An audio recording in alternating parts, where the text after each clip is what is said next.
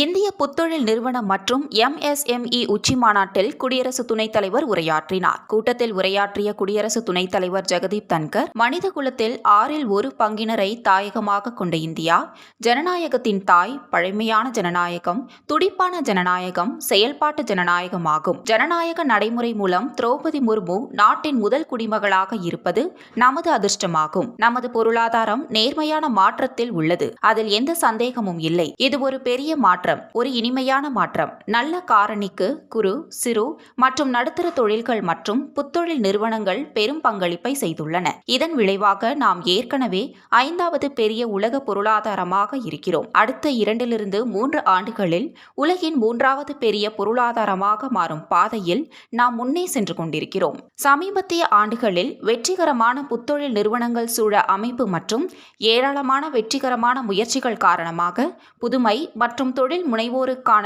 உலகளாவிய மையமாக இந்தியா உருவெடுத்துள்ளது. துடிப்பான MSME துறையின் மூலம் உள்நாட்டில் வேரூன்றி வரும் தொழில் முனைவோர் கலாச்சாரத்தை வர்த்தக மற்றும் தொழில்துறை அமைப்புகள் முழுமையாக பயன்படுத்திக் கொள்ள வேண்டிய தருணம் இதுவாகும். இந்தியாவில் 30% MSME நிறுவனங்கள் உள்ளன. இந்தியாவில் மொத்த உள்நாட்டு உற்பத்தியில் 45% MSMEகளின் பங்காகும். இவை 11 கோடிக்கும் அதிகமான தனிநபர்களுக்கு வேலைவாய்ப்பை வழங்குகின்றன. மிக முக்கியமாக இது பொருளாதாரத்தின் வளர்ச்சிக்கு பங்களிக்கும் சிறந்த அறிவை உருவாக்கும் ஒரு பகுதியாகும். உறுதியான ஆளுகை, எளிதான வர்த்தக கொள்கைகள், முன்முயற்சிகள் ஆகியவை தொழில் முனைவு மற்றும் புதுமை உணர்வு ஆகியவற்றின் செழிப்புக்கு உதவியுள்ளன என தெரிவித்துள்ளார்.